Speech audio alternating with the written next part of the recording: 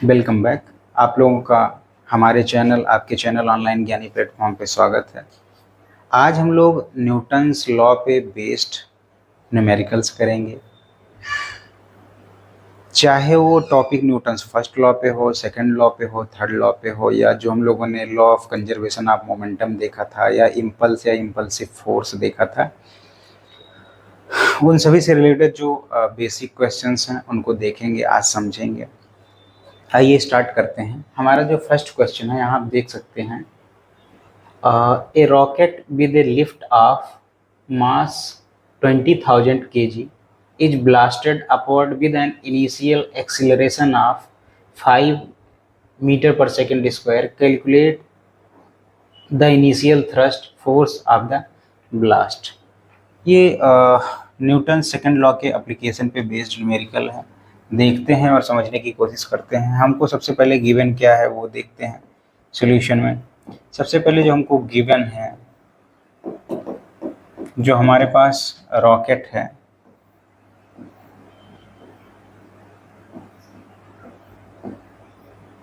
इसका मास हमको गिवन है। इसका जो मास है वो हमको गिवन है 20,000 kg। अब इसको क्या अपवर्ड डायरेक्शन में भेजा जा रहा है, जिसका एक्सीलरेशन जो दिया गया है वो दिया गया है 5.0 ms-2 दिया गया है। तो हमको क्या कैलकुलेट करना है, इनिशियल थ्रस्ट कैलकुलेट करना है। ऑब्वियस सी बात है, इसका जब चूंकि ऊपर की तरफ हमको भेजना है तो कुछ ना कुछ इसको इनिशियल थ्रस्ट दिया ही गया होगा।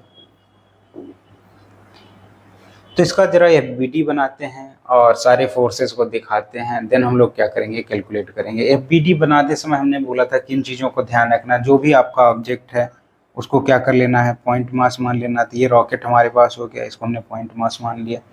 इस पे लगने वाले सारे फोर्सेस को क्या करना है, हमको दिखाना है। तो इधर क्या हो जाएगा, एफ थ्रस्ट हो जाएगा, तभी तो ये ऊपर जाएगा। और नीचे की तरफ क्या काम कर रहा होगा, यम जी काम कर रहा होगा।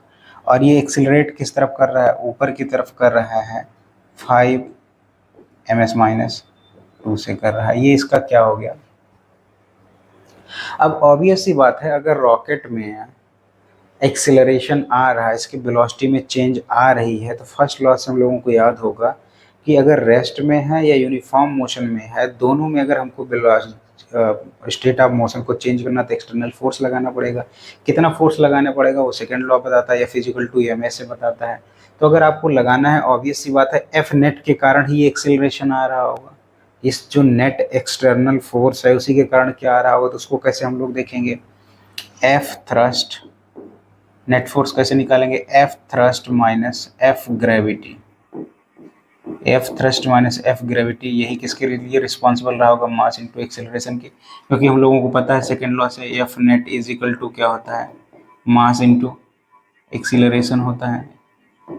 F is equal to M into A, F net is equal to. तो यहाँ एफ थ्रस्ट की अगर बात करें तो उसको क्या करना है, ऑब्वियस सी बात है, ऊपर जा रहा तो एफ थ्रस्ट ज़्यादा रहा होगा, तभी ऊपर की तरफ जा रहा तो एफ थ्रस्ट ही हमको क्या करना है, इनिशियल थ्रस्ट ही फाइंड आउट करना है, माइनस एफ ग्रेविटी की बात करें बेटा वो एम इंटू जी के बराबर हो जाएगा। एम इंटू ए की बात करें तो ये 20,000, एक्सीलरेशन कितना है 5, इसको हमने रहने दिया। तो एफ थ्रस्ट को एफ थ्रस्ट हम रहने देते हैं यहाँ पे, ठीक है, माइनस यहाँ पे मास कितना है 20,000, जी कितना होता है बेटा 10, यहाँ पे हमने अगर देख दिया तो ये कितना आ गया, 1 लाख आ गया। ये 2 लाख आ जाएगा बेटा, जब इधर चला जाएगा तो ऐड हो जाएगा, तो कितना आ जाएगा, एफ थ्रस्ट हमारा 3 लाख। एफ थ्रस्ट जो आ जाएगा 1 लाख पहले था, प्लस 2 लाख इसमें ऐड हो गया, तो ये टोटल कितना आ जाएगा, 3 लाख आ जाएगा। इसको क्या लिख सकते हैं, तो क्या लग रहा होगा, इतने न्यूटन का इनिशियल थ्रस्ट लगा होगा उस पर, तो ये क्या किया होगा, 5 मीटर पर सेकंड स्क्वायर से क्या किया होगा, ऊपर की तरफ एक्सेलरेट किया होगा। इसकी खास बात क्या है कि जब भी आपको कोई ऑब्जेक्ट एक्सिलरेट कर रहा है, इसका हमने फ्री बॉडी डायग्राम बनाया, इस पे लगने वाले दो फोर्स इस पे लग रहे थे। एफ थ्रस्ट इनिशियल किसकी तरफ लग रहा था, ऊपर की तरफ, तभी रॉकेट हमारा कहाँ जा रहा था, ऊपर की तरफ जा रहा था, और 5 मीटर पर सेकंड से उसकी वेलोसिटी पर सेकंड 5 मीटर पर सेकंड से चेंज हो रही थी। नीचे की तरफ mg लग रहा था, दोनों फोर्सेज जो लग रहे थे इस पे हमने दिखा दिया। जो एक्सिलरेशन इसमें तभी आया होगा जब इन दोनों फोर्सेज के बीच में जो नेट फोर्स लग रहा होगा उसी के कारण इसमें एक्सिलरेशन आया होगा। उस नेट फोर्स को कैसे निकाल सकते हैं, एफ थ्रस्ट में से इसको हम क्या कर देंगे, सब्ट्रैक्ट कर देंगे। ये ज़्यादा होगा, ये कम होगा। क्यों ज़्यादा होगा, क्योंकि रॉकेट ऊपर जा रहा है। अगर ये ज़्यादा होता तो रॉकेट ऊपर ना जाता, तो नीचे आता। तो ये किसके बराबर हो जाएगा, एफ नेट जो है मास इंटू एक्सिलरेशन के, F thrust minus F gravity equal to mass into acceleration. बाकी सारे कैलकुलेशन जो है आपने किए हुए हैं। तो हमारा फर्स्ट क्वेश्चन का आंसर क्या आ गया, 3.0 इंटू 10⁵ न्यूटन का थ्रस्ट जो है इनिशियल थ्रस्ट रॉकेट पे लग रहा था। इसमें बस कुछ भी नहीं था, यह बीडी बनाने का काम था, बीडी बनाने का काम था। और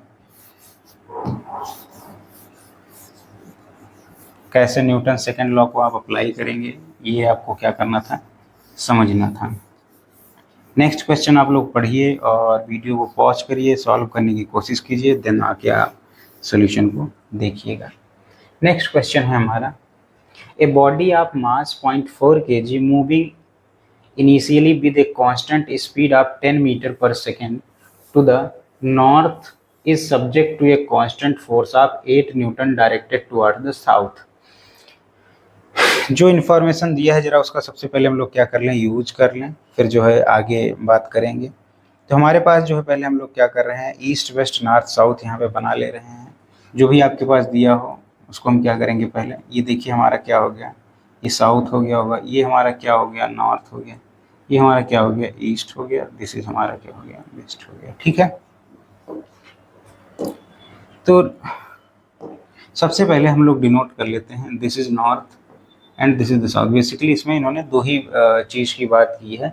और जो हमारे पास ऑब्जेक्ट है उसका मास है 0.4 kg। इन दो चीज़ों को हमको ध्यान रखना।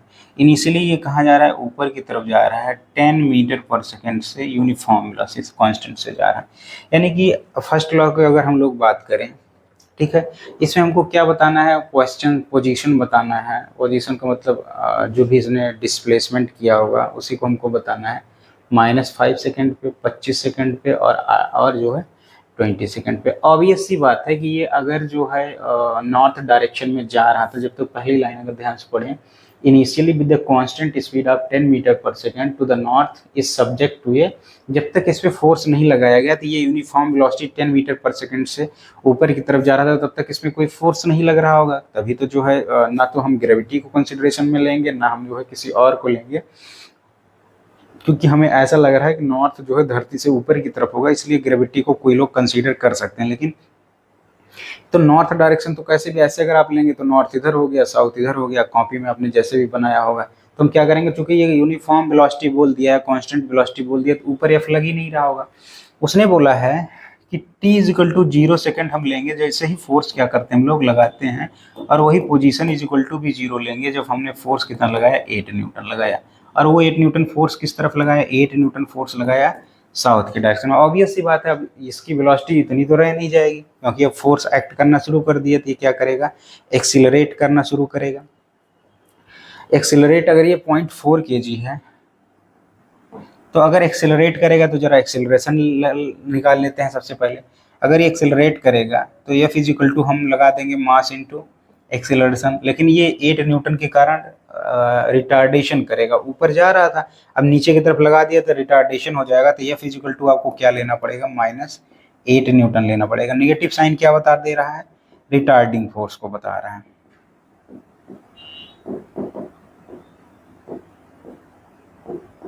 रिटार्डिंग फोर्स को बता रहा था। यहाँ जब हम लोग पुट कर देंगे तो -8 इज इक्वल टू 0.4 इंटू क्या लिख दिया हमने, a। तो a इज इक्वल टू क्या आ गया, -8 डिवाइडेड बाई 0.4। तो ये डेसिमल जब हटाएंगे तो यहाँ 0 हो जाएगा, यहाँ आ जाएगा ये 20 ms-2। तो जो हमारा एक्सीलरेशन निकल के आ गया वो कितना आ गया, a जो है नेगेटिव में -20 ms-2 आ गया। ठीक है, एक्सेलरेशन चलो हमको मिल गया। अब ये कह रहा है T is equal to -5 second पे क्या बताना है, पोजीशन बताना। ऑब्वियस सी बात है, T is equal to -5 second कब रहा होगा, जब इस पे कोई भी फोर्स नहीं काम कर रहा होगा। ये इसका टी इज इक्वल टू 0 से नेगेटिव देने का, टाइम तो नेगेटिव हो नहीं सकता, बस एक जो है रेफरेंस पॉइंट के पॉइंट पे देखा गया है, क्योंकि टाइम या तो प्रेजेंट में रहता है या तो आगे बढ़ता है। ये क्या कर रहे हैं, पीछे की बात कर रहे हैं, तो टी इजिकल टू अगर -5 सेकेंड की मैं बात करूँ तो यानी कि कब की ये बात कर रहे हैं, जब ये 8 न्यूटन का फोर्स नहीं लगा था, तो उस पर कोई फोर्स ही नहीं काम कर रहा होगा। तो इसको सिंपली से हम लोग क्या लिख सकते हैं, पोजीशन हमको चाहिए, तो पोजीशन का फॉर्मूला क्या होता है, S is equal to U T plus half A T square. तो ऑब्वियस सी बात है, जब कोई फोर्स ही नहीं लग रहा था तो कोई एक्सेलरेशन नहीं, चेंज इन वेलोसिटी नहीं होता, चेंज इन वेलोसिटी नहीं होता, एक्सेलरेशन 0 हो गया।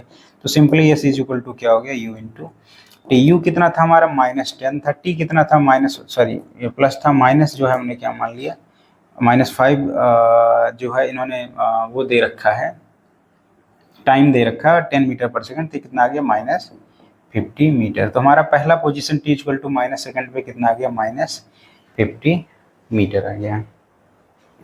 ठीक है, अब दूसरा पार्ट देखते हैं, हमको टी इक्वल टू 25 सेकंड पे इसकी पोजीशन को बताना है। ठीक है, टी इक्वल टू 25 सेंटीमीटर पे हम लोग निकाल लेते हैं, 25 सेकंड पे निकाल लेते हैं। जरा आप इनको मैं आगे जो कि इन्फॉर्मेशन है उसको मैं एक जगह क्या करता हूँ, लिखता हूँ और थोड़ा स्पेस बनाता हूँ।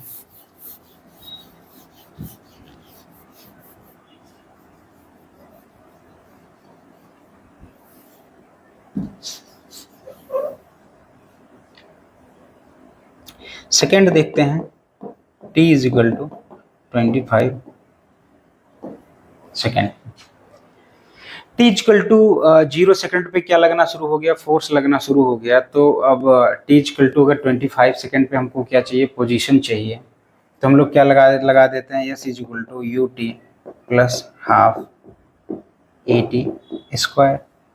तो ऑब्वियस सी बात है, जब इसका टी इज इक्वल टू हमको कितने पे निकालना है, S is equal to 25 second पे निकालना है।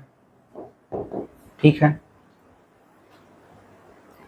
अगर 25 सेकेंड पे निकालना है तो जरा इनकी वैल्यूज को हम लोग पुट करते हैं, टी प्लस हाफ ए की वैल्यू आ गया -20 इंटू टी की वैल्यू आ गई है 6 टू 25 का स्क्वायर, अभी मैं लिख दे रहा हूँ 25 का स्क्वायर। तो अगर इसको सॉल्व करेंगे ध्यान से, अगर आप लोग देखेंगे ये क्या कर देगा, इसको माइनस कर देगा, ये कितना आ गया 250 आ गया, माइनस यहाँ पे अगर ये क्या करेंगे, ये 10 आ जाएगा, ये आ जाएगा माइनस, अगर 6 टू 5 साथ में 10 आ जाएगा तो इतना आ जाएगा, इसकी वैल्यू कितनी आ गई 6000 मीटर या -6 किलोमीटर। ठीक है, इस केस के लिए इसकी इनिशियल वेलोसिटी क्या थी, वही 10 मीटर पर सेकंड से इनिशियल वेलोसिटी थी। बाद में रिटार्डिंग फोर्स लगना शुरू होगा, इनिशियल वेलोसिटी को हमने क्या किया, कंसीडर किया, और सारी वैल्यूज को हमने क्या किया, हूबहू पुट कर दिया जो उनको पता था। टी इक्वल टू 25 सेकंड पे चाहिए, जैसे यहाँ इनिशियल वेलोसिटी हमने पुट किया था -5 सेकंड के लिए, क्योंकि तब भी वही था, टी इक्वल टू 25 सेकंड के केस में भी हमारी जो इनिशियल वेलोसिटी थी वो कितनी थी, 10 मीटर पर सेकंड की थी। वो वैल्यूज हमने पुट किए और जो हमारे पास गिवन वैल्यूज थे तो हमें क्या मिल गया, दूसरा आंसर मिल गया। यहाँ तक तो क्वेश्चन जो है आसान था। बेसिकली इस क्वेश्चन का मोटो क्या है देने के लिए, मोटो ये है कि आप ये समझ पाएँ कि फोर्स का इफेक्ट क्या होता है। देखिए इसमें फर्स्ट लॉ भी लग गया। फर्स्ट लॉ क्या लग गया कि जब वो नॉर्थ के डायरेक्शन में जा रहा था तो कोई भी फोर्स उस पर एक्ट नहीं कर रहा था, क्योंकि कांस्टेंट वेलोसिटी थी। यहाँ से आपको पता चल गया, तुरंत ही आप समझ गए थे एक्सेलरेशन 0 होगा उस केस में, और आपने क्या लगा दिया था, इक्वेशन ऑफ मोशन लगा दिया, सेकंड इक्वेशन ऑफ मोशन, वहाँ से क्या निकाल लिया था, पोजीशन लगा लिया था। फिर उसके बाद चूंकि अब इसमें उसके बाद जो है जैसे फोर्स काम करना शुरू किया, तुरंत आपको समझ जाना चाहिए, फोर्स किया तो अब एक्सेलरेशन आ गया, नेट फोर्स काम करना शुरू किया तो एक्सेलरेशन आ गया। तो हमको पता चल गया, हमने एक्सेलरेशन निकाल लिया और वापस से हमने क्या किया, equation second equation of motion निकाल लिया, तो दूसरा क्या निकाल लिया, पोजीशन उसका निकाल लिया। तो सारा खेल जो इसमें है तगड़ा है वो है तीसरे पार्ट को सॉल्व करना।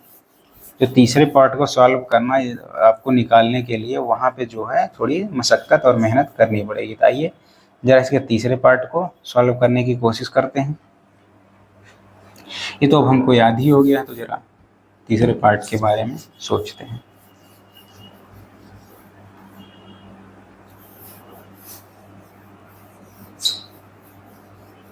तीसरा पार्ट हमको निकालना है t is equal to 100 second पे, t is equal to 100 second पे निकालना है। तो यहाँ ये जानना चाह रहा है कि आपका ध्यान, क्वेश्चन आपने ध्यान से पढ़ा, क्योंकि फोर्स जो 8 न्यूटन का काम कर रहा है वो केवल कितने तक काम कर रहा है, t इजिकल टू 30 सेकेंड तक काम कर रहा है। यानी कि जो एक्सिलरेशन होने वाला है वो कब तक काम करेगा, t इजिकल टू 30 सेकेंड तक काम करेगा। जब तक नेट फोर्स काम करेगा, तो इस चीज़ को आपको ध्यान रखना पड़ेगा। तो सबसे पहले सारी चीज़ें आपको t इजिकल टू 30 सेकेंड पे निकालनी पड़ेंगी, क्योंकि उसके बाद फोर्स लग ही नहीं रहा, तो कोई एक्सिलरेशन रह ही नहीं जाएगा। फिर से वो क्या आ जाएगा, हमारा फर्स्ट लॉ ऑफ मोशन के अंडर आ जाएगा। अगर वो यूनिफॉर्म वेलोसिटी से चल रहा होगा तो चलता रहेगा। तो जरा ये कैलकुलेट करते हैं। इनिशियल पोजीशन अगर हम कैलकुलेट करना चाहें, t इजिकल टू 30 सेकेंड पे अगर वेलोसिटी हम लोग देखना चाहें, v is equal to u plus at, अभी तो u वही रहेगा 10 metre per second, plus a हमारा क्या है 20, अभी देखा था हमने -20 निकाला था तो 20 हो गया। t इजिकल टू हमने क्या रख दिया, 30 रख दिया। तो यहाँ जो वैल्यूज हमारे पास निकल के आई -590 ms minus metre per second निकल के आ गई। इसकी फाइनल वेलोसिटी निकल के आ गई t इजिकल टू 30 सेकेंड पे। अगर पोजीशन की बात करें तो s is equal to U T plus half at square की बात कर लें, ठीक है। ut क्या हो जाएगा, यहाँ 10 हो जाएगा, कितना हो गया 30 हो गया, माइनस हाफ a कितना है -20 इंटू टी स्क्वायर कितना हो गया 30 इंटू 30 हमारे पास हो गया। तो सर ये प्लस था, इसके कारण ये माइनस होगा, तो यहाँ क्या आ गया 10 आ गया, ये कितना आ गया 300 आ गया, ठीक है 300 आ गया। तो ये साइन क्या किया, यहाँ माइनस कर दिया। इसको अगर हम लोग मल्टीप्लाएंगे 900, ये क्या हो गया 9000, तो कितना आ गया -8700 मीटर, ठीक है। बेसिकली यहाँ तक समझ में आया आप लोगों को। सारा खेल 30 सेकेंड तक फोर्स काम कर रहा था, तो वहाँ तक हमने क्या लगा लिया, एक्सेलरेशन को इन्वॉल्वमेंट में ले लिया। अब हमको क्या निकालना है, इसके बाद कोई फोर्स काम नहीं करेगा। जब फोर्स काम नहीं करेगा तो कोई भी एक्सेलरेशन नहीं रह जाएगा। उसके बाद जो 30 बचा कितना 70 सेकेंड, 70 सेकेंड के लिए अगर आप लोग पोजीशन निकालें, S is equal to U T plus half A T से पोजीशन अगर निकालना चाहें आप, तो क्या हो जाएगा, ए तो 0 हो जाएगा क्योंकि कोई फोर्स उसके बाद नहीं काम कर रहा है। यू कितना हो गया 590। अभी देखो 30 सेकेंड तक उसकी इनिशियल वेलोसिटी -590 हो गया था, इंटू टाइम कितना हो गया 70। ये क्या रहेगा माइनस साइन के साथ, ये 0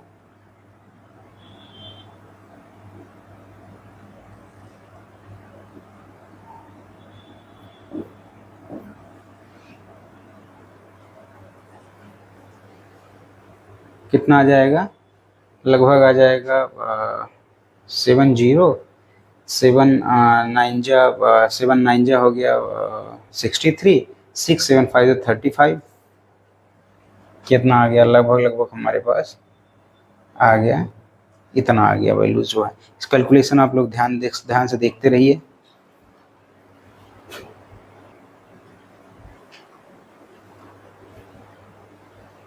ठीक है, तो ये जो है हमारा आ गया था, जो इसका पोजीशन 70 सेकेंड में आ गया था। तो इसको अगर हम मल्टीप्लाई करेंगे यहाँ पे तो क्या आ जाएगा, ये आ गया। अब देखिए हमारे पास जो 30 सेकेंड तक पोजीशन था वो इतना था, फिर रिमेनिंग 70 सेकेंड में इतना हो गया।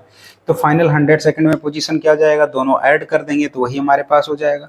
अब दोनों को ऐड करेंगे, फाइनल पोजीशन 100 सेकेंड पे,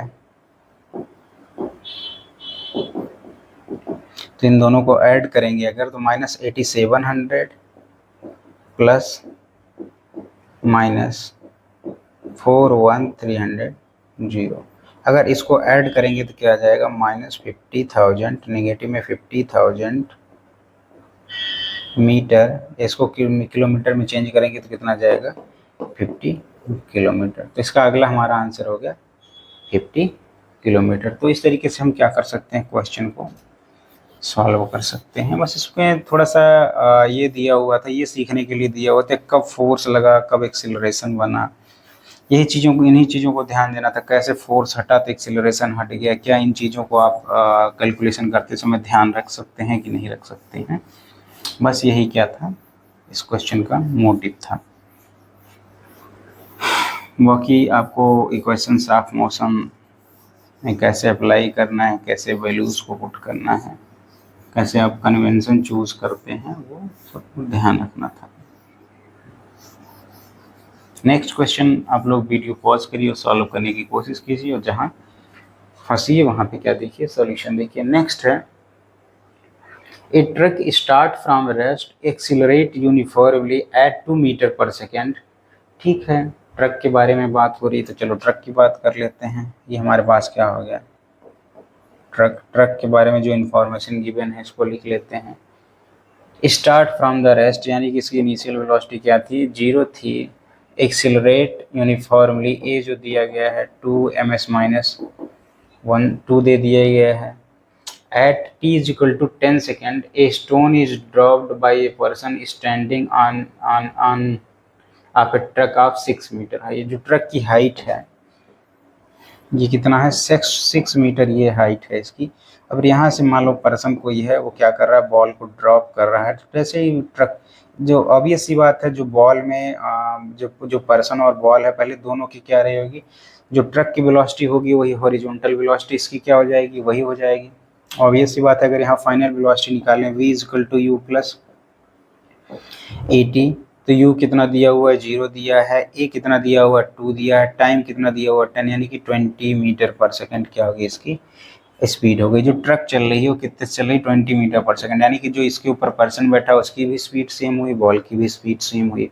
अब जैसे ही बॉल को ड्रॉप किया जाएगा, ठीक है, तो उसकी हमको पता है कि इसको कैसे ट्रीट कर सकते हैं, 2 इंडिपेंडेंट हॉरिजॉन्टल मोशन को पहले कैलकुलेट कर लिया है हम लोगों ने, अब वर्टिकल मोशन को कैलकुलेट कर लें, दोनों को वेक्टोरियली क्या कर लें, ऐड कर दें। तो 20 मीटर पर सेकंड क्या आ गया है, ये वाली डायरेक्शन अगर ध्यान से देखें तो ये कितनी आ गई है 20 ms माइनस 1। अब नीचे की तरफ जैसे ही इसको ड्रॉप करेंगे, ऑब्वियस सी बात है, अब स्टोन के बारे में हम लोग बात करने की कोशिश कर रहे हैं। स्टोन जब ड्रॉप किया जाएगा तो इनिशियल वेलोसिटी इसकी 0 होगी, जो उस पर g काम करेगा वो 10 ms माइनस 1 काम करेगा, ms माइनस 2 काम करेगा। तो जो v is equal to U plus A T होने वाला है, u प्लस ए टी जो हो जाएगा, ठीक है। ध्यान से अगर आप लोग देखें तो जो इस पे हमने एक्सीलरेशन को 9.8 ना लेके 10 ले लिया है। कह रहा है कि 10 सेकंड से 11 सेकंड पे हमको बताना, dropped by a person standing on the top of a truck 6 metre high from the ground, तो what are the velocity and acceleration of the stone at t is equal to 11 second, neglect the air resistance. ठीक है, t is equal to 11 second का मतलब क्या होगा, 10 second से छोड़ा गया, वर्टिकल वेलोसिटी उसकी 1 सेकंड के लिए हुई, 1 सेकंड के लिए हुई तो क्या हो गया, ये 0 हो गया प्लस ये कितना हो गया 10 हो गया यहाँ पे। या चाहे तो आप क्या रख सकते हैं 9.8 रख सकते हैं एग्जैक्ट कैलकुलेशन के लिए, बट थोड़ा ही फर्क आएगा, कोई फर्क नहीं पड़ता है।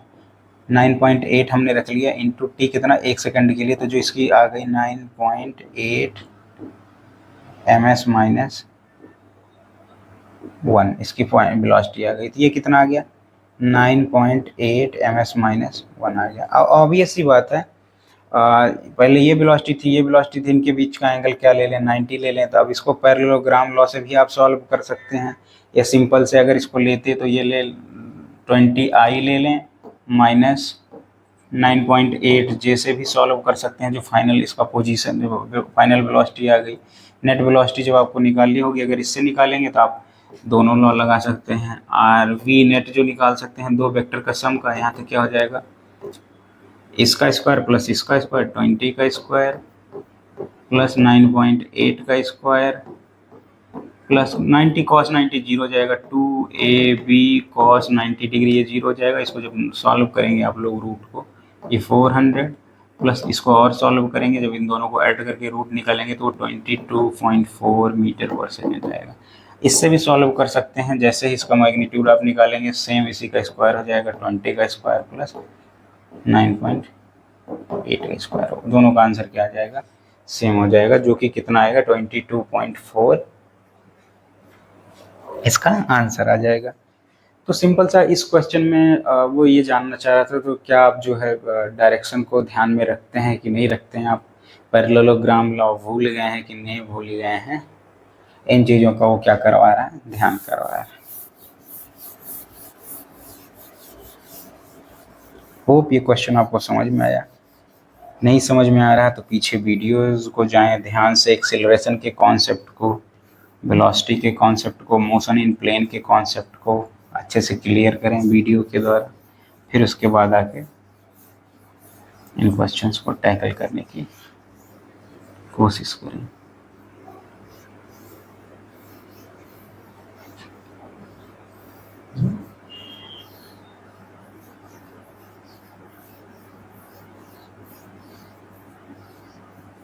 ठीक है, नेक्स्ट क्वेश्चन देखते हैं हम लोग।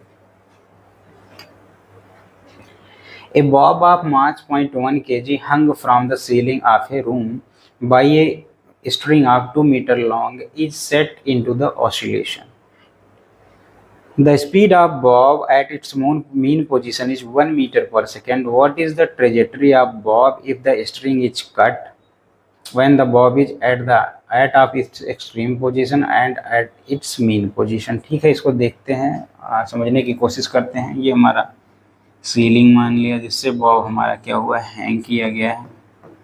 ठीक है, ये हो गया हमारा बॉब। इसकी लेंथ कितनी है, 2 मीटर है। इसकी जो यहाँ पे वेलोसिटी दी है 1 ms-1, तो ये क्या करेगा, थोड़ी देर में एक्सट्रीम पे पहुँचेगा। ये क्या हो गया, 1 एक्सट्रीम हो गया। इधर भी जा सकता है, ये इसी को हम क्या बोलते हैं, मीन पोजीशन। ऑसिलेशन का मतलब क्या हो गया, ऑसिलेशन या वाइब्रेशन का मतलब हुआ किसी मीन पोजीशन के लेफ्ट राइट क्या करना, मोशन करना। ठीक है, ये क्या हो गया, दूसरा सेकेंड एक्सट्रीम हो गया। किसी भी एक्सट्रीम पे रहे, ये सपोज कर लेते हैं ये यहाँ से चलता हुआ जब इधर आपको हमने वेलोसिटी दिखाई तो 1 एक्सट्रीम पे पहुंच गया। अब कह रहे हैं कि जब ये एक्सट्रीम पे पहुंचता है तो स्ट्रिंग को क्या कर दिया जाता है, कट कर दिया जाता है। What is the trajectory of the Bob. Trajectory का मतलब क्या हो गया, पाथ हमको बताना है। पाथ के बारे में अगर किसी टॉपिक में हम लोगों ने पढ़ा है तो याद करिए, प्रोजेक्टाइल मोशन में पढ़ा है। पाथ क्या होता है, पैराबोला होता है। तो अभी तक पाथ के बारे में या तो हमने कौन सा पढ़ रखा है, प्रोजेक्टाइल मोशन पढ़ रखा है। प्रोजेक्टाइल मोशन में क्या है, पाथ कैसा होता है, पैराबोलिक पाथ होता है। पैराबोलिक पाथ होता है, या तो अभी तक तो आप लोगों ने स्ट्रेट लाइन पढ़ रखा है और कुछ तो पढ़ नहीं रखा है। तो कॉमन अगर बुद्धि से गेस लगाएंगे तो देख के यहाँ से बता सकते हैं कि इसका आंसर जो है प्रोजेक्टाइल मोशन की तरीके से ही होना। अब इस एक्सट्रीम पे है, अगर इसको आप कट कर दोगे इसकी स्ट्रिंग को एक एंड पे, तो इस पर कौन सा फोर्स काम करेगा जब एक्सट्रीम पे होगा। तो जब इसको एक्सट्रीम पे जाने के बाद इसकी वेलोसिटी क्या हो जाएगी, 0 हो जाएगी। जब वेलोसिटी 0 हो जाएगी तो यानी कि इस पर अब कोई जो है ऑसिलेशन कराने के लिए आगे की तरफ कोई फोर्स काम ही नहीं कर रहा। इसको आपने कट कर दिया तो इस पर कौन सा फोर्स नीचे की तरफ केवल क्या काम करेगा, ग्रेविटी, फोर्स ऑफ ग्रेविटी काम करेगी। तो इस पर क्या काम करेगी, फोर्स ऑफ ग्रेविटी। और ये क्या रहेगा, फ्री फॉल रहेगा, फ्री फॉल रहेगा। तो बॉब की डायरेक्शन क्या हो जाएगी, वर्टिकली डाउनवर्ड। फोर्स कौन सा काम करेगा, फोर्स ऑफ ग्रेविटी काम करेगा। तुमको क्या बताना, तो उसका पाथ क्या हो जाएगा, स्ट्रेट लाइन हो जाएगा, स्ट्रेट लाइन वर्टिकली डाउनवर्ड। ठीक है, स्ट्रेट लाइन मतलब यहाँ पे जैसे यहाँ से कट कर दिया गया यहाँ जाने के बाद फिर वो क्या करेगा, उसी तरीके से वो गिरना, तो वर्टिकली डाउनवर्ड हो जाएगा ये, क्योंकि फोर्स ऑफ ग्रेविटी काम कर रहा है। एक्सीलरेशन, पिछले क्वेश्चन में एक्सीलरेशन भी पूछ रखा था। अगर ध्यान से आप लोग देखेंगे, एक्सीलरेशन हमको बताना है t = 11 सेकेंड पे। तो एक्सीलरेशन क्या हो जाएगा, केवल acceleration due to the gravity हो जाएगी, तो 9.8 मीटर पर सेकेंड हो जाएगा। उसका डायरेक्शन क्या हो जाएगा, वर्टिकली डाउनवर्ड हो जाएगा, क्योंकि t = 11 सेकेंड पे केवल उसमें क्या है, वर्टिकल डायरेक्शन में एक्सेलरेशन था उसका, फोर्स ऑफ ग्रेविटी के कारण। ठीक है, दूसरा केस देखते हैं। कह रहा है कि जब ये मीन पोजीशन पे हो, अगर मीन पोजीशन पे इसको कट कर दिया जाए तो क्या होगा। मीन पोजीशन पे इसकी कुछ वेलोसिटी है, तो ऑब्वियस सी बात है, अगर किसी स्ट्रिंग के द्वारा अंदर की तरफ टेंशन भी लग रहा होगा, जो क्या प्रोवाइड कर रहा होगा, सेंट्रीपिटल फोर्स प्रोवाइड कर रहा होगा, सेंट्रीपिटल फोर्स। सेकेंड क्वेश्चन पे आ गए हैं। ऑब्वियस सी बात है, जब सेंट्रीपिटल फोर्स प्रोवाइड हो रहा होता है तो क्या करता है, सर्कुलर मोशन करता है, लेकिन इसके बाद यहाँ तक के आगे जाने की अलाउ नहीं है, तो क्या रहेगा ये। अब ऑब्वियस सी बात है, ये कर्व पाथ में कर रहा है, तो जैसे ही मीन पोजीशन पे आया इसको कट कर दोगे तो कुछ इस तरीके का पाथ पकड़ेगा, क्योंकि यहाँ पे जो इसकी वेलोसिटी होगी वो क्या होगी, सर्कल की। अगर यहाँ से बना ले तो क्या बनेगा, सर्कल के तरीके से बनेगा इस कर्व पाथ पे, और कर्व पाथ पे टेंजेंट हम जहाँ ड्रा कर देंगे तो वही वाला होगा। तो थोड़ी देर तो ऐसे सीधे जाएगा, फिर चूंकि फोर्स ऑफ ग्रेविटी इसमें हॉरिजॉन्टल वेलोसिटी 1 ms-1 का होगा और नीचे की तरफ वर्टिकल डायरेक्शन में काम करेगा। तो जब हम लोगों ने प्रोजेक्टाइल मोशन किया था तो इस तरीके की भी प्रोजेक्टाइल की बात की थी, तो इसका पाथ क्या हो जाएगा, पैराबोलिक पाथ हो जाएगा। और हमको यही बताना है, ज़्यादा कुछ नहीं बताना है, पैराबोलिक। तो दो चीज़ें हमको बतानी थी, ट्रेजेक्टरी बतानी थी। एक तो हमने देख लिया वर्टिकली डाउनवर्ड हो जाएगा, स्ट्रेट लाइन हो जाएगा, और दूसरा क्या हो जाएगा इसका पैराबोलिक पाथ हो जाएगा। तो होप यहाँ तक आप लोगों को क्या होगा, समझ में आया होगा। हम लोग और भी क्वेश्चन सॉल्व करना स्टार्ट करेंगे। यहाँ पे देखिए एक क्वेश्चन है, आप लोग क्वेश्चन को ध्यान से पढ़िए और वीडियो पॉज करके सॉल्व करने की कोशिश करिए।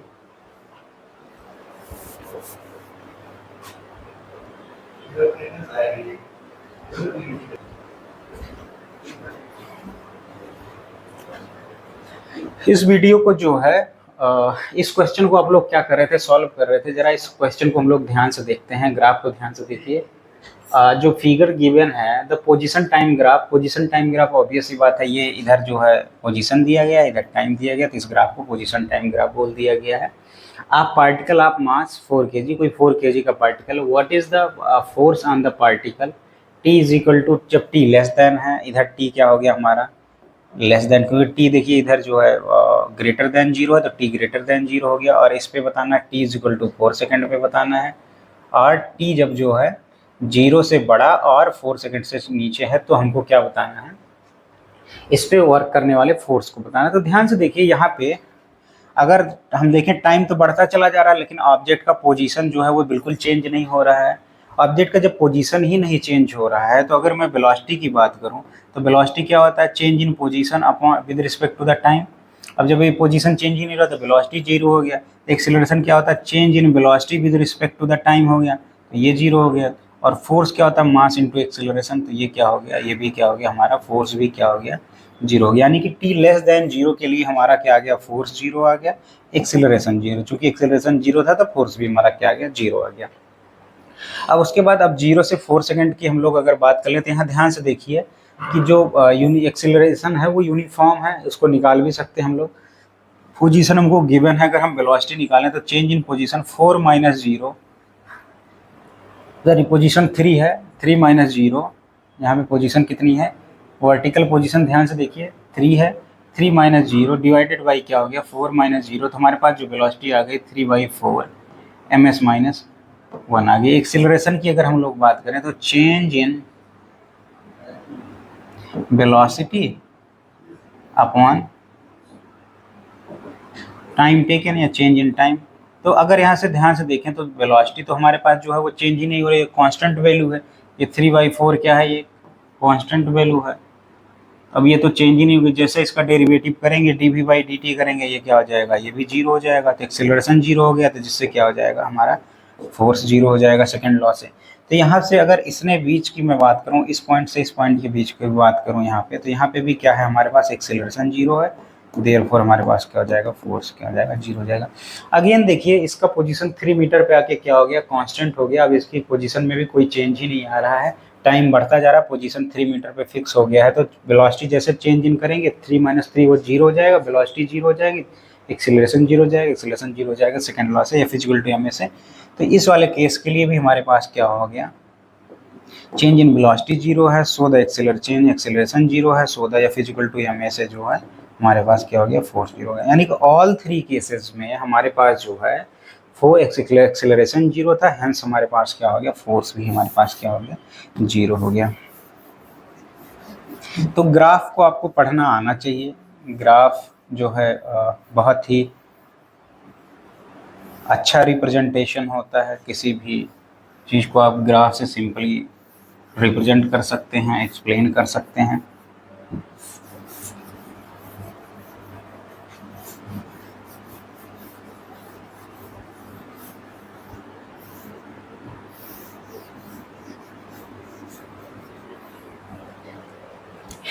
अब हमें क्या बताना है, इम्पल्स के बारे में बताना है। Impulse at t equal to 0 second and t equal to 4 second पे consider one dimensional motion only, obvious सी बात है। अब हमको क्या बताना है, इम्पल्स बताना है। इम्पल्स का फॉर्मूला क्या होता है वो हम लोग जान लें। इम्पल्स या इम्पल्सिव का फॉर्मूला होता है change in momentum, change in momentum हो गया।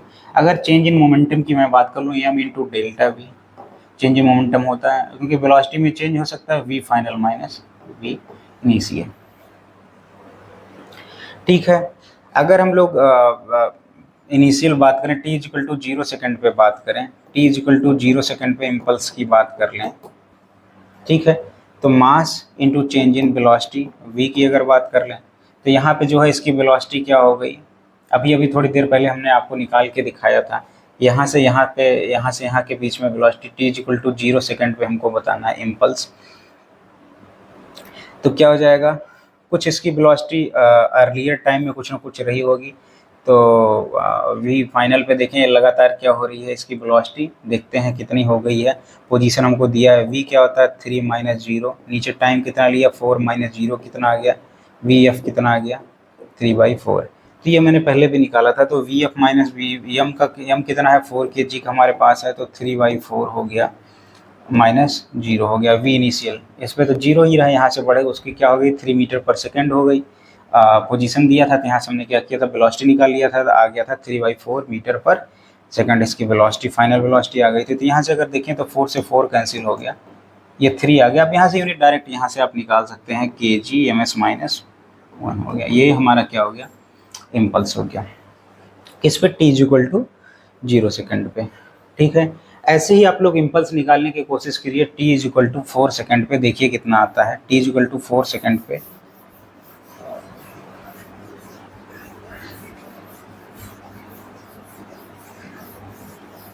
इम्पल्स का फॉर्मूला हमारे पास सेम ही है, t इज इक्वल टू अगर 4 सेकेंड पे हम लोग बात करें, अब देखिए यहाँ पे तो हमने देख लिया था फाइनल वेलोसिटी वी एफ जो हमारी आ गई, तो कितनी आ गई थी 3/4 ms -1, लेकिन इसके लिए t इक्वल टू 4 सेकंड के लिए इनिशियल हो जाएगा, फाइनल क्या हो गया वी एफ क्या हो जाएगा, ये 0 हो जाएगा, और ये किसके बराबर हो जाएगा वी आई के बराबर हो जाएगा। क्यों हो जाएगा ये, क्योंकि यहाँ के बाद देखिए ऑब्जेक्ट रेस्ट पे ही आ गया, यहाँ के बाद ऑब्जेक्ट क्या हो गया बिल्कुल टाइम बढ़ता चला जा रहा है, लेकिन पोजीशन उसका चेंज ही नहीं हो रहा है, यानी कि या तो ऑब्जेक्ट किस में आ चुका है रेस्ट में आ चुका है।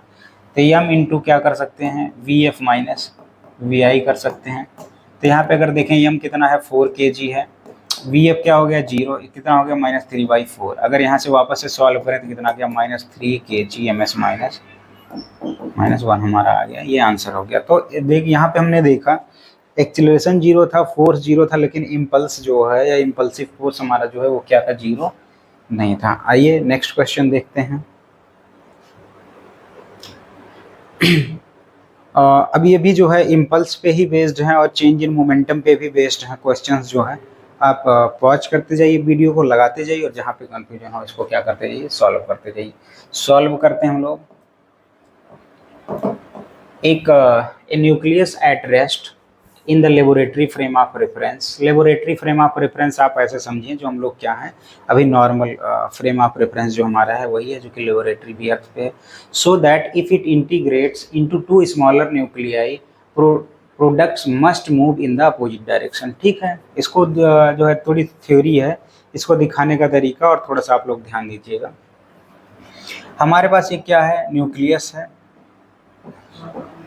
वो खुद ही बोला है किस पे है ये रेस्ट पे है, तो इसका अगर हम पी आई बात करें तो वो क्या हो जाएगा 0 हो जाएगा, कोई इसकी वेलोसिटी नहीं है, जो चूंकि रेस्ट पे है तो वेलोसिटी नहीं है, तो जो भी मोमेंटम होगा पी इनिशियल मोमेंटम होगा एम इंटू बी होता है, तो ये 0 हो गया, तो क्या आ गया हमारा 0 होगा। ये फाइनल क्या हुआ दो में ब्रेक हो गया, दो छोटे छोटे न्यूक्लियस में ये ब्रेक हो गया, और मान लेते हैं एक की वेलोसिटी क्या हो गई v1 हो गई, दूसरे की क्या हो गई v2 हो गई।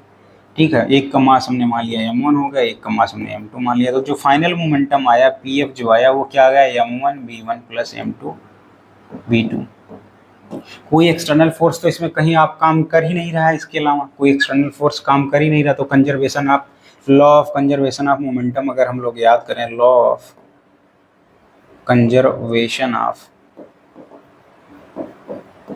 मोमेंटम की अगर हम लोग बात करें तो पी इनिशियल किसके बराबर होना चाहिए पी फाइनल के, पी फाइनल के बराबर, पी इनिशियल 0 है तो m1 v1 plus m2 v2। तो यहाँ से अगर सॉल्व करेंगे m1 v1 is equal to minus m2 क्या हो गया v2 हो गया। अब यहाँ से ध्यान से देखिए ये नेगेटिव साइन जो आ रहा है ये क्या बता रहा है, केवल ये मास तो क्या है कांस्टेंट है, मास से तो कोई लेना देना, तो जो पहले पार्टिकल की वेलोसिटी है दूसरे पार्टिकल क्या है नेगेटिव है, यानी कि क्या है टकराने के बाद वो एक दूसरे के अपोजिट डायरेक्शन में जा रहे हैं।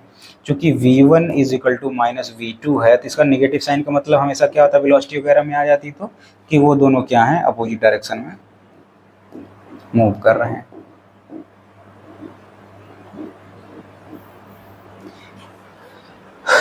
होप आप लोगों को ये क्वेश्चन समझ में आया होगा। यहाँ जो मैंने फोटो बनाया है ये आपको समझाने के लिए बनाया है, क्योंकि ये जब इंटीग्रेट हुए होंगे वो क्या हो गए हैं, दोनों एक दूसरे की वेलोसिटी क्या हो गई, अपोजिट हो गई है, अपोजिट डायरेक्शन में हो गई है। एक अगर इधर जा रहा है तो दूसरा इधर आ रहा है, तभी तो ये वेलोसिटी में नेगेटिव साइन आ रहा है। नेक्स्ट क्वेश्चन को आप लोग सॉल्व करने की कोशिश करिए, और जहाँ पे वीडियो को पॉज करके सॉल्व करिए, जहाँ पे आप फंस जाइए वहाँ पे रुक जाइए और वीडियो को चला के वापस से देख लीजिए क्या आपके कॉन्सेप्ट क्लियर हुए या नहीं।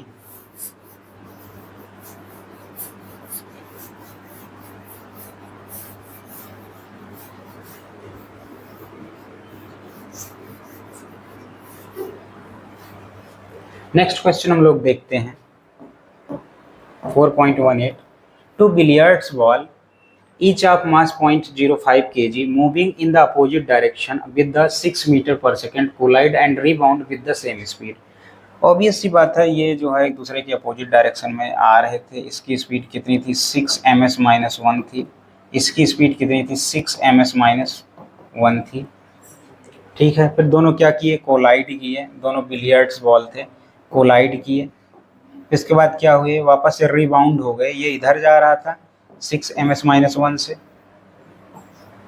ये फर्स्ट है, first billiard ball. This is the second billiard ball, second billiard ball हो गया हमारे पास। ये 6 ms-1 वापस से इधर आ गया, और ये जो है 6 मीटर पर सेकेंड से वापस से क्या करा, इधर ही वापस से। रिबाउंड का मतलब क्या हो जाता है, सेम पाथ फॉलो कर रहे हैं, वो कोलाइड की और rebound with the same speed, speed भी चेंज नहीं और उन्होंने वापस से वही डायरेक्शन पढ़ लिया। What is the impulse imparted to the each ball due to the other. Obvious सी बात है, किसी एक को हम लोग ले लेंगे और इसका मास हम क्या मान लेते हैं, m मान लेते हैं। इसका भी मास हमने क्या मान लिया, m मान लिया। ईच जो है मास सेम है, तो मास सेम है 0.05 kg। ठीक है, देखते हैं।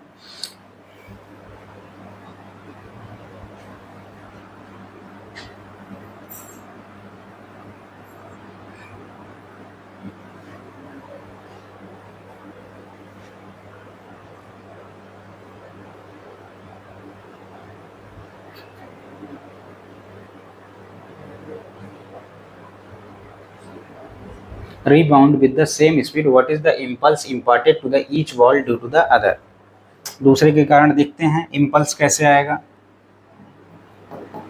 इम्पल्स का फॉर्मूला होता है क्या, चेंज इन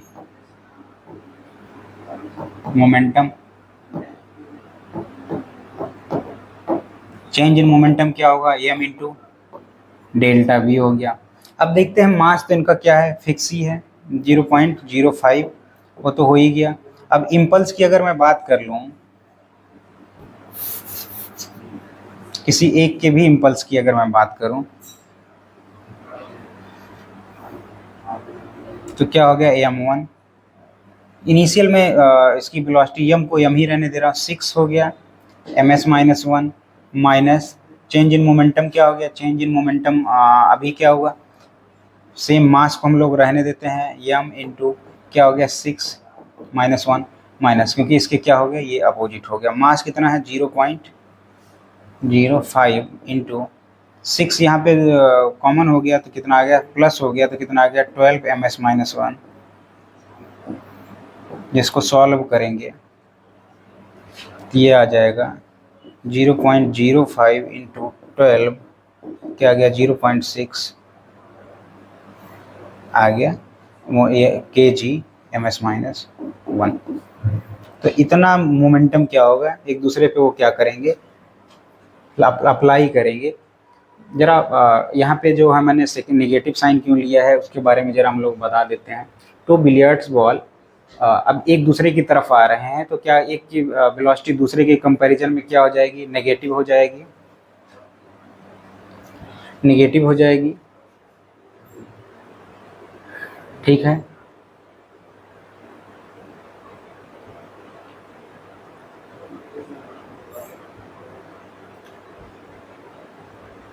हाँ, moving in the opposite direction with the 6 metre per second collide and rebound with the same speed, what is the, और क्या हो गया, रीबाउंड हो गया with the same speed, what is the impulse imparted to each ball due to the other ball.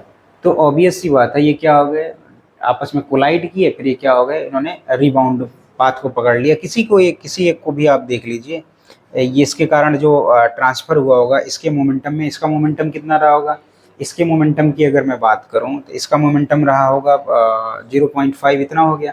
इसके कारण जो इसमें मोमेंटम आया होगा, चूंकि अपोजिट डायरेक्शन से आ रहा है, इसमें हमने क्या मल्टीप्लाई कर दिया, m इंटू 6.6 मीटर पर सेकंड से इसको क्या किया, मल्टीप्लाई कर दिया। जब ये माइनस था ये दोनों क्या हो गए, प्लस हो गए, और फाइनल में हमारे पास कैलकुलेट करके क्या आ गई, ये वैल्यू आ गई। ठीक है, नेक्स्ट क्वेश्चन हम लोग सॉल्व करते हैं।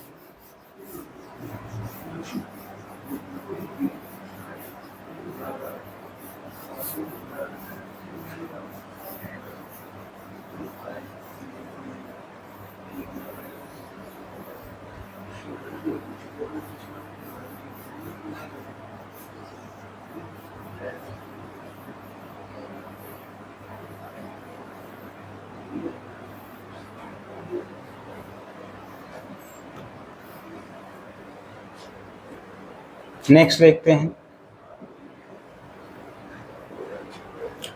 कह रहा है ए सेल ऑफ मास, सेल का मतलब अभी आप बुलेट मान लीजिए, ज़्यादा कुछ एक्स्ट्रा मानने की जरूरत नहीं, इसको क्या करिए अभी आप बुलेट मान लीजिए। A shell of mass 0.2 kg is fired from a gun of 100 kg, जो गन का दिया गया है, एक को M1 मान लेते हैं, एक को M2 मान लेते हैं। गन को जो है हमने M2 मान लिया, इधर हमने क्या मान लिया, सेल मान लिया। एसएल आप इसकी जो 0.2 kg है, इसका जो है 100 kg है, मास जो है 100 kg है।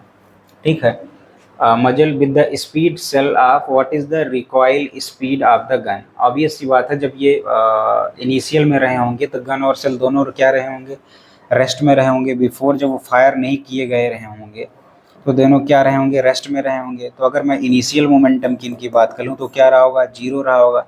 और जब ये फायर कर दिए गए तो उस पर क्या हुआ होगा, इसमें एक ने जो है इसकी स्पीड हमने मान ली v1 और इसकी स्पीड हमने क्या मान ली, v2 मान ली। तो ये p फाइनल अगर हम लोग निकालें तो क्या हो जाएगा, m1 v1 plus m2 v2 हो गया। m1 कितना था 0.02 इंटू v1 कितना है 80 प्लस m2 कितना है 100 है, v2 क्या है हमको फाइंड आउट करना है। तो कंजर्वेशन ऑफ मोमेंटम से देखें, p इनिशियल क्या होगा, p फाइनल के बराबर होगा। जो p फाइनल के बराबर होगा तो p इनिशियल किसके बराबर है, 0। तो इसको 0.02 इंटू 80 प्लस 100 इंटू v2, इसको इधर क्या करेंगे, इधर भेज देंगे। 0.02 इंटू 80 डिवाइडेड बाई क्या आ गया 100 इज इक्वल टू क्या आ गया, v2 आ गया, जो कि हमको क्या करना था, निकालना था। एक 0 से 0 कैंसिल हो गया, ऊपर नीचे 100 से अगर मल्टीप्लाई कर देंगे तो 2 इंटू 8, नीचे 10 इंटू क्या आ जाएगा 100, साथ में 16 डिवाइडेड बाई 1000, वापस से कितना आ गया 0.016 kg ms माइनस 1 आ गया। ठीक है, ये हमारा क्या हो गया, आंसर हो गया। आइए लास्ट क्वेश्चन को देखते हैं हम लोग।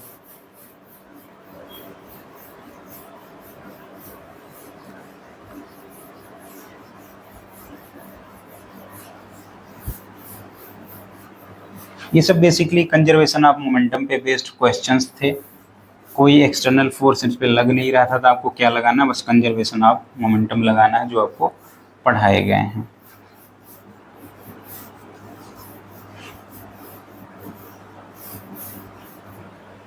ठीक है, तो यहाँ पे जो हमारा 4.20 क्वेश्चन है, इसको सॉल्व करते हैं। सिंपल सा क्वेश्चन है। इस पे मैंने जब मैंने आपको इम्पल्स पढ़ाया था तो उस पर पूरी तरीके से एक क्वेश्चन कराया हुआ था। सेम क्वेश्चन है, a batsman deflects a ball by an angle of 45 degree without changing its initial speed which is equal to the 54 kilometre per hour. What is the impulse imparted to the ball, mass of the ball is 0.5 kg। अब देखिए, इसको बनाने के कई तरीके हैं, but इसको मैं एक सिंपल तरीका दे रहा हूँ। एक बॉल को मैं क्या कर रहा हूँ, वॉल से टकरा रहा हूँ, जिससे आप क्या करें, समझ पाएँ। वैसे अगर बैट्समैन की भी आप मान लें तो ये हो गया, पिच हो गया। इधर क्या हो जाएगा, एक बैट्समैन हो जाएगा, इधर बॉलर क्या कर रहा होगा, बॉल कर रहा होगा, इसने मारा होगा तो क्या होगा, 45 डिग्री से वो रिफ्लेक्ट हुआ होगा। तो बेसिकली मैं उसी चीज़ को यहाँ पे सिंपल तरीके से दिखा दे रहा हूँ। ये है इसकी इनिशियल स्पीड क्या हो गई, ये u मान लेते हैं, u से रिफ्लेक्ट हुई, ये कितना आ गया 45 डिग्री आ गया। अगर आपको याद हो तो ये मैंने कराया हुआ है आप लोगों को। तो जो इसके वर्टिकल कंपोनेंट हैं वो क्या चले जाते हैं, u साइन थीटा चला जाता है, और इधर क्या चला जाता है, यू साइन थीटा चला जाता है, ठीक है। इसका वर्टिकल हॉरिजॉन्टल कंपोनेंट क्या चला जाता है, यू कॉस थीटा चला जाता है, और क्या आता है माइनस यू कॉस थीटा दोनों को आता है।